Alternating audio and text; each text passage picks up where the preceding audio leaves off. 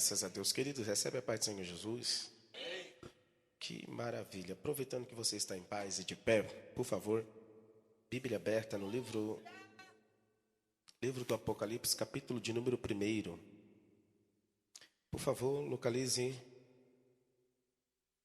O versículo é o de número 8, livro do Apocalipse. Seu capítulo de número 1 e o versículo é o de número 8. Graças a Deus. Não vai embora não, irmãos. Eu vou ser bem rápido. Deus tem uma palavra para o seu coração. Enquanto os irmãos localizam o texto, quero tributar a Deus por essa oportunidade de estarmos aqui para fazer uso da sua palavra. Deus abençoe a vida do meu amigo Dilson Miranda. Nós conhecemos há um tempo. Deus abençoe, tá bom? Satisfação muito grande. Prazer em conhecer a tua esposa. Cadê ela? Tá aqui. Apóstola Edna. Deus abençoe, tá bom? Poderosamente, obrigado pela atenção. Deus abençoe toda a congregação, cada militante que veio essa madrugada militar na presença do Pai. Deus possa abençoar a vida de todos os irmãos. Faça-me perto do meu amigo Wesley Santos, evangelista. Congregamos juntos. Deus assim Ele tem nos abençoado. Enfim, aos demais companheiros que estão aqui, Deus abençoe vocês, tá bom? Poderosamente. Graças a Deus. Quem achou o texto, diga glória a Deus. Capítulo de número 1, versículo é o de número 8 do livro do Apocalipse, que diz assim: Eu sou o Alfa, o Ômega, o princípio e o fim, diz o Senhor, o que é, o que era e o que há de vir, o Todo-Poderoso. Você pode glorificar a Jesus? Pode se assentar? Se assente rapidinho. Graças a Deus.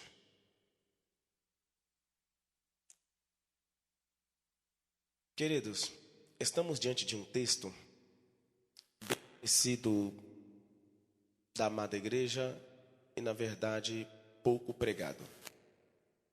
Alguns cristãos que são portadores da palavra de Deus, alguns temem em ler o livro do Apocalipse, outros não conseguem entender de forma concreta o que está escrito no livro do Apocalipse.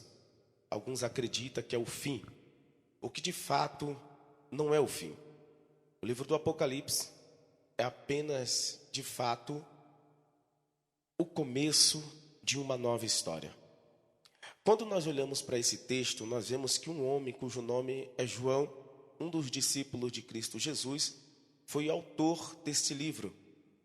Este moço, ainda muito jovem, quando começou a servir a Jesus, ou se tornou discípulo, este moço ele começa a andar com o Salvador. Ele foi treinado por Cristo Jesus e depois ele foi inspirado pelo Espírito Santo de Deus a escrever alguns escritos da Bíblia Sagrada. O primeiro escrito que ele escreve é o Evangelho de Jesus Cristo, que leva o seu nome. Depois, ele é inspirado pelo Espírito Santo de Deus com o mesmo propósito, inspirado para escrever primeira, segunda e terceira epístola de João, e escreve para a igreja primitiva. Observe que cada um deles, eles estão pregando acerca do Cristo do Calvário, com o único propósito de apresentar o nosso Salvador ressurreto ou ressuscitado. Observe uma coisa: cada um dos evangelistas que escreveram direto e indireto para um povo, para ouvir a voz de Deus. Cada um deles escreve para um povo diferente. Segundo a biografia de Mateus, ele prega para o povo judeu e apresenta Cristo como rei do judeu. Já na biografia de Marcos, Marcos prega para o povo romano e apresenta Cristo como servo de Deus. Já nas biografias de Lucas, Lucas prega para o povo grego e apresenta Cristo como o homem perfeito. Porém, nas biografias de João, João ele prega de fato para o povo gentil e apresenta Cristo como a divindade, um poder que está acima de todos os poderes, seja esse poder político, seja esse poder demoníaco, seja esse poder angelical. O poder de Cristo está acima de tudo e de todos. Quando eu observo que João, com 84 anos de idade aproximadamente, ele foi jogado na ilha de Pátimo, de fato, para morrer. Há quem diga que este homem, quando foi jogado, era para acabar com o fim dos seus dias e os anos que lhe restava. Porém, eu observo que quando ele está dentro da ilha chamada Pátimo, que de fato dentro do mapa geográfico ela se fecha em uma aliança. Ela não tem saída para a esquerda, nem para a frente, nem para a direita e muito menos para a retaguarda. Isso prova que a porta na terra acaba de se fechar para o apóstolo João. Porém, toda vez que uma porta na terra se fechar, Deus sempre vai abrir uma porta em cima, mas não vai te deixar sem saída. E quando eu pude observar, enquanto João está jogado na ilha de Pátimo, ele mesmo começa a relatar o texto dizendo mais ou menos assim: eu, João, que também sou o vosso companheiro no reino e na paciência, estava isolado na ilha de Pátimo por causa do testemunho do Senhor. E ele começa a relatar dizendo: eu, João, ouvi uma voz que falava comigo, e essa voz dizia: eu sou o Alfa, o Ômega, o princípio e o fim, diz o Senhor, o que é, o que era e o que há de vir. E o texto termina dizendo: o Todo-Poderoso. Observa que Cristo se apresenta aqui para o apóstolo João em 3 fases. Primeira fase, presente. Segunda fase, passado. E a terceira fase, futuro. Eu destaco Cristo aqui no passado, presente e futuro, e já entrego o microfone para quem é de direito. Observa uma coisa. A primeira coisa que ele está mostrando aqui, que ele é o Alfa. Alfa na etimologia significa que é a primeira letra do alfabeto grego. Isso prova que ele é o primeiro entre tudo e todas as coisas. Depois está dizendo que ele é o Ômega. Se ele é o Ômega, está mostrando que ele é o 20º e a 4ª última letra do alfabeto grego. Isso prova que tanto ele é o primeiro como também o último. E isso me alegra, porque o texto está dizendo o que é e o que Cristo é nesse século presente para nós. Muitos de nós, portadores da Bíblia Sagrada, não temos noção do que Cristo se tornou nesse século presente. Porém, abre um parênteses aqui, e eu observo que Cristo, o texto está dizendo o que é e o que ele é. Quando nós observamos nesse século presente, Cristo tornou-se o Cordeiro de Deus. E toda vez que eu vejo a palavra Cordeiro, eu pude observar que dentro da Bíblia, Cordeiro sempre aparecia para fazer expiação pela vida do pecador. Toda vez que o Cordeiro aparecia, era necessário alguém morrer no lugar do pecador. E aqui é lindo, porque toda vez que eu vejo qualquer judaíta, ele tinha por obrigação comprar um cordeiro, levar até os pés do sacerdote. E depois que o sacerdote examinasse esse cordeiro, depois que passasse pelo crivo sacerdotal, era necessário de fato alguém morrer. Então o cordeiro morria no lugar do pecador. Então imagine você, toda vez que o símbolo do cordeiro aparece, era para dar livramento, era para dar uma nova oportunidade, era para fazer expiação pela vida do pecador. E observe uma coisa: quando eu vi o cordeiro aparecer a primeira vez fisicamente, foi o momento em que Deus testa de fato a fé do patriarca Abraão. Deus olha para o patriarca e faz uma pergunta dizendo: tu me ama? Amo. Então faz o seguinte, pega o teu filho Isaque, que tu tanto ama, e oferece ele em sacrifício para mim. Parece que sou tomado pela cena, Abraão pegando o seu filho Isaque e caminho de 3 dias.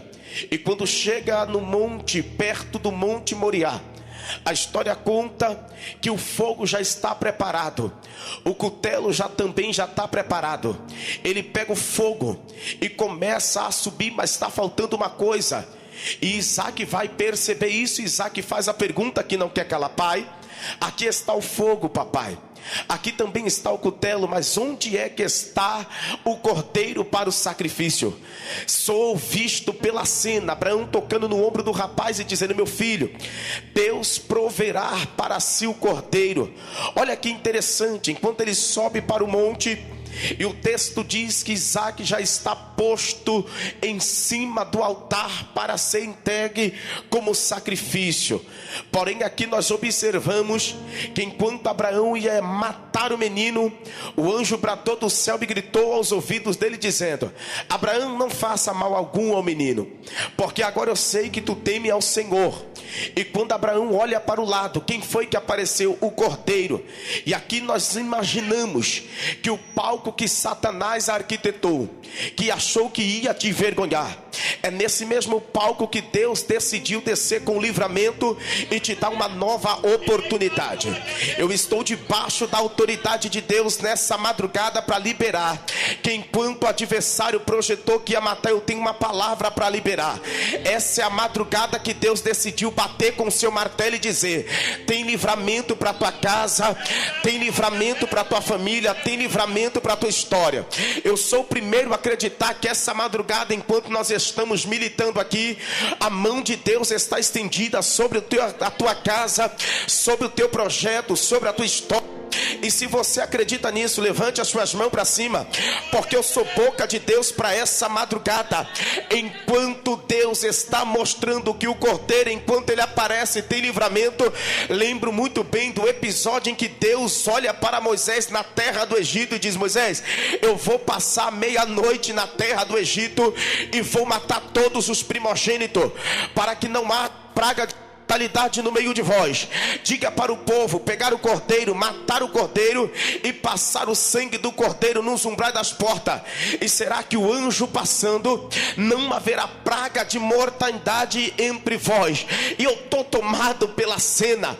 O anjo desce e começa a matança de todos os primogênitos, tanto animal até o ser humano. Mas toda vez que chegava até a casa de um israelita, tinha sangue. Ele entendia: antes de eu tocar aqui, alguém já pagou um preço, alguém já morreu no lugar dessa casa. Sabe por que você está de pé? Não é porque você é bom demais, não é porque você prega muito, não é porque você tem uma aparência bonita, não. É só por causa do sangue do cordeiro que está sobre a tua casa, sobre a tua vida. Pegue na mão de alguém e diga: é por causa do sangue do cordeiro que te livrou. Sabe que é que me prende a atenção? É que enquanto o Egito chora amargamente por causa da matança dos primogênitos, Israel está com as mãos levantadas, agradecendo a Deus pelo livramento da madrugada que passou. Sabe de uma coisa? Eu observei Isaías. Eu vou pregar a Bíblia para quem trouxe glória na boca. Eu observei Isaías cheio do Espírito, e cheio do Espírito ele pregou dizendo: quem deu crédito à nossa pregação, quem manifestou-se o abraço do Senhor, porque foi subido como renovo perante ele, como uma terra de uma raiz seca, não tinha parecer e nem formosura, olhando nós para ele, uma beleza tinha para que o desejássemos. Ele prega dizendo no capítulo 53 e o versículo 7: ele foi levado para o matadouro como um cordeiro mudo, porém não abriu a sua boca. 700 anos depois aparece o profeta João Batista, e ele prega: eu vi de fato uma visão. Essa visão ele pregava dizendo: já está posto o machado na raiz das árvores. Toda árvore que não produz um bom fruto, ela é cortada e lançada dentro do fogo. Enquanto ele prega, alguém sai de dentro da sua casa, chega dele e diz: ei, é você que é o Cristo? E a resposta dele foi: eu não sou o Cristo, eu sou apenas uma voz que clama no deserto. eu estou preparando o caminho para alguém que é maior do que eu, porque antes de mim ele já existia. E sabe o que é que me deixa crente? É que Cristo prega a fila do batismo, e quando ele batizou Jesus, ele detalhou dizendo: este daí é o Cordeiro de Deus que arranca o pecado da terra. Então entenda uma coisa: Cristo foi até o alto do Gólgota só para te dar livramento. Nós estávamos destinados à ruína, minha bispa, mas o céu traçou um plano perfeito, olhou com seu olhar de misericórdia e disse: aonde a vida chega, a morte não preca manus e forquitério. Pegue na mão de alguém e diga: o salário do pecado é a morte, mas eu tenho uma palavra para liberar para quem trouxe glória na boca. Porém abriu uma porta e gritou dizendo: mas o dom gratuito de Deus é a vida eterna. Enquanto o Cordeiro estiver aqui, livramento de morte tem na tua casa. Enquanto o Cordeiro de Deus estiver aqui, ele cobre a tua casa, ele te fortalece, ele dá livramento.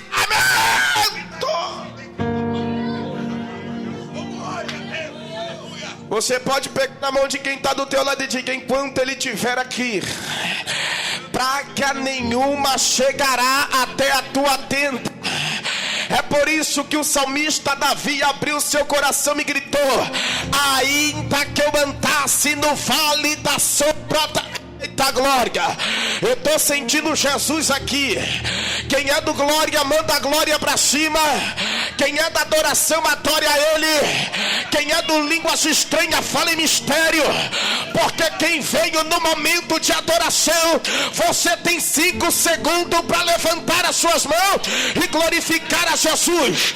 Porque enquanto a igreja adora essa madrugada, pau está quebrando no mundo espiritual. O laço do diabo está sendo cortado. Hoje o diabo vai no casaco de derrota e vai bater em retirada, porque essa madrugada o céu marcou contigo e está dizendo: tem livramento. Glória a Deus, aleluia, oh glória. É por isso que você está aqui, por causa do livramento que o céu te proporcionou. Diga para alguém na primeira face: ele é Cordeiro de Deus. Ele te livrou quando o homem não podia estender as mãos sobre a tua vida. Ele te livrou quando você estava com o nariz entupido de cocaína. Ele te livrou quando você estava com cigarro de maconha na boca. Ele te livrou quando você estava jogado na sarjeta. Quando o mundo deu as costas para você, o céu apontou para você e disse: é meu, é escolhido, é ungido. Eu libero uma palavra para quem está vivo. O céu está gritando aos meus ouvidos dizendo: Diogo, essa madrugada é noite de eu destravar peleja espiritual. Pastor, eu não sei quantos demônios vai se levantar, mas ainda que se levante 11 demônio, 1000 vai cair ao teu lado, 10.000 à tua direita, mas a igreja do arrebatamento não vai ser atingida. Só quem acredita nessa palavra fiel e verdadeira, 1 minuto de glória para ele é muito. Desculpa, eu não sei qual é o tipo de mensagem que você está acostumado, mas eu sou um pregador bíblico, tá?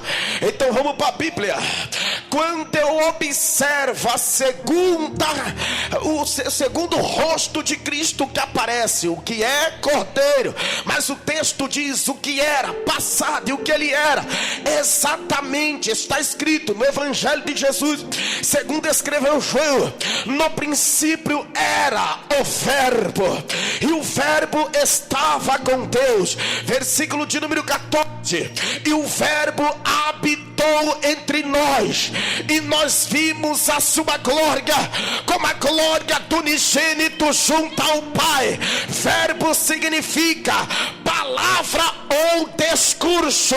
Então, por favor, tudo que passou a existir não foi por mérito do pregador. Tudo que passou a existir foi por causa da sua palavra. Eu fico indignado. Subiu em cima do altar, não venha com história triste. Subiu em cima do altar, não vem com lorota. Subiu em cima do altar, palavra que liberta, palavra que transforma. A Bíblia diz que a fé vem pelo ouvir, e ouvir a palavra. Pegue na mão de alguém e diga: é a palavra. Quer ver? Hebreus capítulo de número 4, versículo de número 12. Porque a palavra de Deus é viva e eficaz, mais penetrante de qualquer espada aguda de dois fios. É só ela que planeta na divisão da alma, na junta e medula do espírito, e é apta para decidir os pensamentos e intenção do corpo. Da Bíblia, Mateus capítulo de número 4, versículo 4. Nem só de pão viverá o homem, mas de toda a palavra que sai da boca. Eu quero ver quem está vivo aqui por causa da palavra, que a Bíblia, Isaías 55, assim será a minha palavra que sair da minha boca, ela não retornará para cá vazia, mas antes lhe fará aquilo que lhe apraz e prosperará naquilo que foi enviado.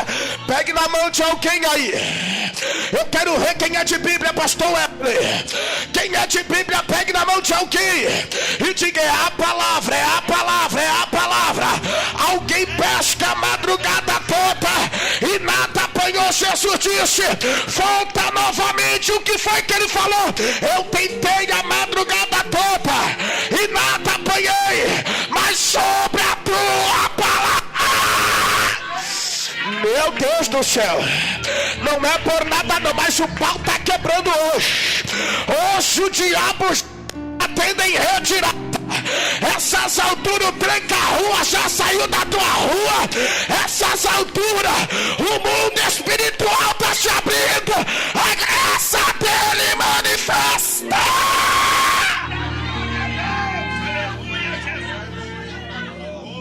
Fala para alguém, prega a palavra, crente. Queridos, com todo respeito aos senhores, eu sei que muitos aqui, falo isso no contexto geral, eu sou de 94. Teve gente que já pregava antes de eu nascer, mas desde os 12 anos de idade eu ministro a palavra de Deus. E o que me manteve firme até hoje não foi tapa nas costas que pregou muito ou deixou de pregar pouco. Independente de altar grandes ou pequeno, a palavra ela nunca muda. A palavra sempre vai permanecer a mesma.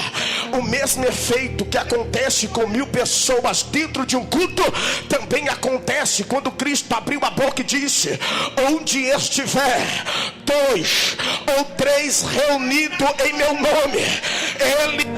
Eita, alguém pegou essa palavra aqui na mão de alguém e diga: sem a palavra você não avança, sem a palavra você não alcança. Então tudo que passou a existir foi por causa da palavra. Ele dizia na eternidade: haja, e tudo passava a existir. Ele dizia: haja luz.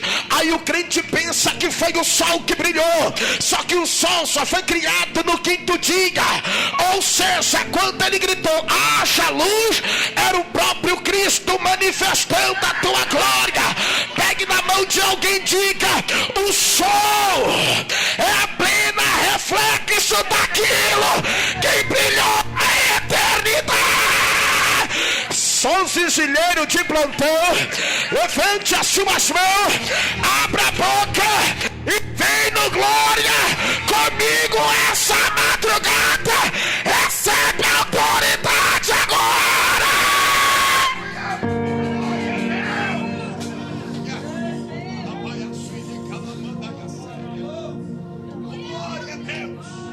Fala, é a palavra, crente. Eu não sei para onde é que esse povo vai sem Bíblia. Literal, Diogo, né? Fala assim: eu guardei a tua palavra na tábua do meu coração, para não pecar contra ti. Bem-aventurado aquele que ouve as palavras da tua boca. Sabe o que é que Jó disse? Senhor, a tua palavra eu prezei mais do que o alimento que entrou na minha boca. Ai, meu Deus, eu pude entender que Davi gritou: eu fui moço, hoje eu sou velho, mas nunca vi um justo desamparado, e nem a sua densa mendigar o pão. Por quê? Porque bem-aventurado aquele que medita na sua palavra dia e noite.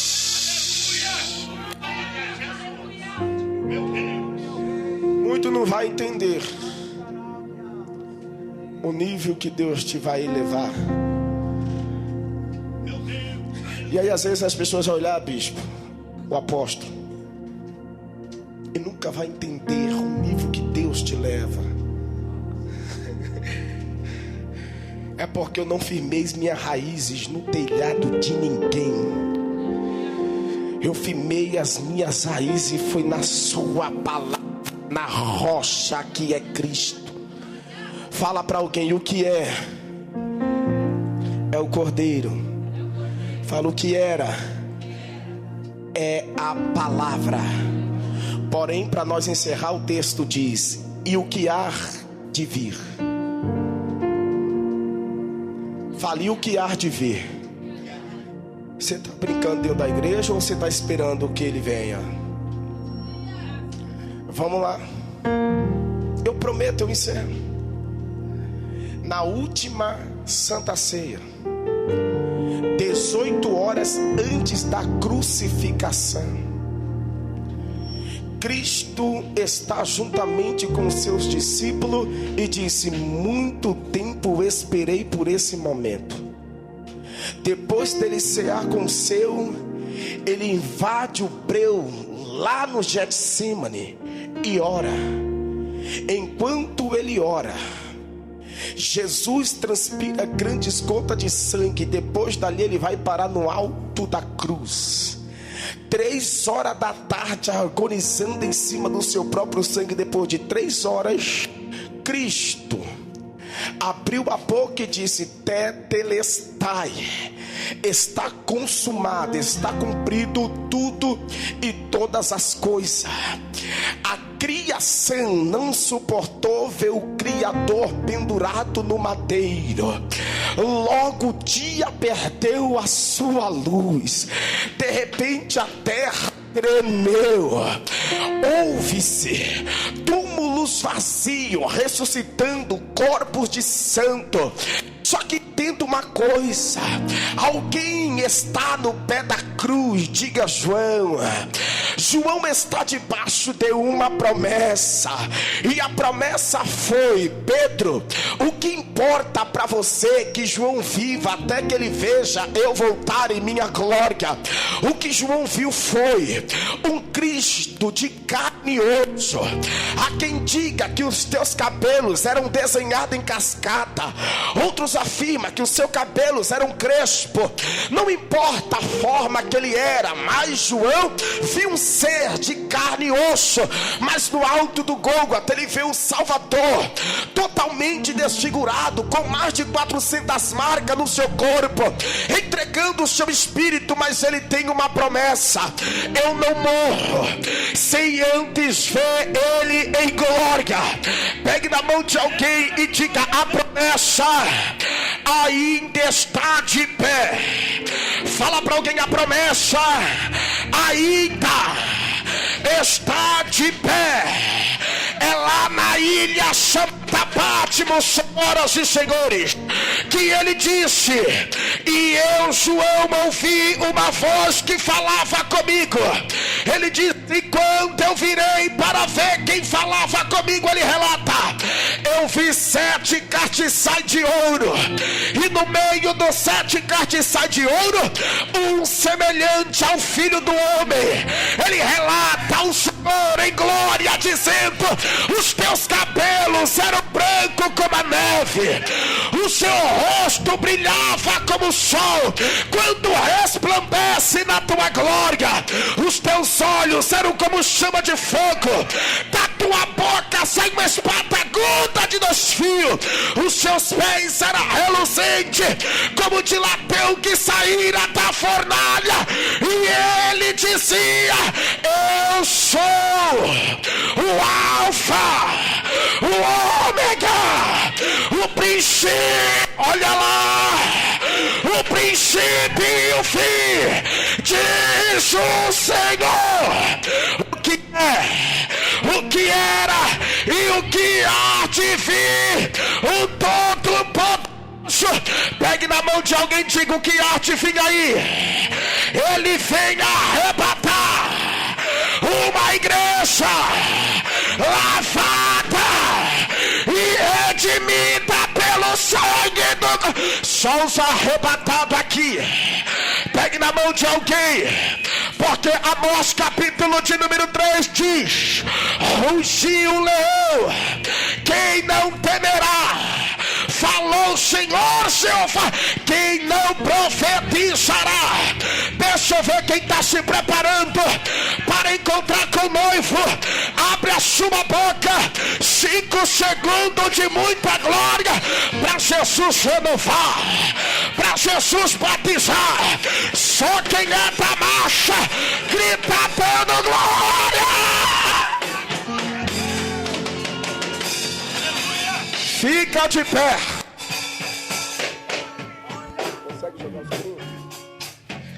Pegue na mão de quem está do teu lado e diga: o arrebatamento da igreja é iminente. Ele vem, apóstolo, ele vem arrebatar uma igreja. 1 Tessalonicenses capítulo 4, versículo 16 e 17. O mesmo Senhor descerá do céu com alaridos de trombeta de Deus.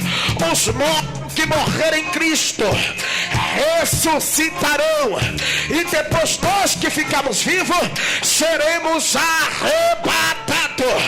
Pegue na mão desse crente e diga: esse dia virá como ninguém soube nem o dia e nem a hora. Oxalá que ele voltasse nessa madrugada, eu seria o primeiro a ser arrebatado. Deixa eu ver o segundo. Solta a glória. Glória a Deus, aleluia, Jesus. Você dá 2 minutos e o Wesley entra. O mesmo do capítulo 1 foi para o capítulo de número 5 lá no Apocalipse. João está vendo o que é, o que foi e o que está acontecendo. O ancião apareceu e disse: João, quem é digno de abrir o livro e desatar os seus 7 selos?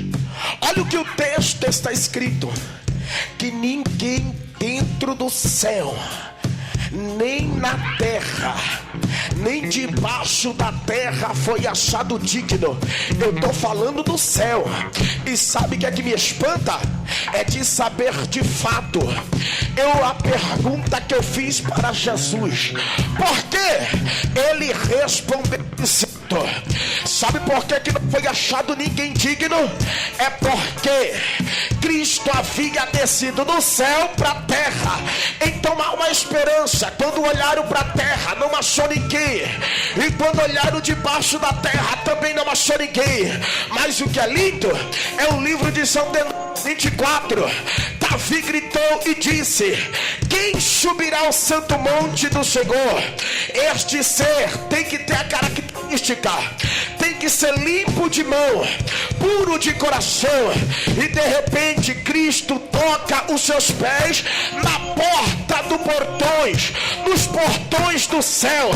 Então Davi gritou dizendo: levantai os portões eternos, levantai, ó porta, as vossas cabeças, e entrará o Rei da Glória. Sabe que aqui me prende a atenção é que o mesmo anjo que recebe ele gritou para João: João, não chora não, olha quem está entrando aqui, eis aqui o leão da tribo de Judá, a raiz de Davi, que venceu para abrir o livro e desatar seus 7 selos. Olha para quem está do teu lado, diga: o céu é teu por herança. Hoje nós podemos padecer aqui, mas temos o céu por herança. Só quem vai morar no céu, levante as suas mãos o mais alto que você puder. Só é digno de provar o doce quem um dia suportou o amargo. Só é digno de triunfar quem um dia suportou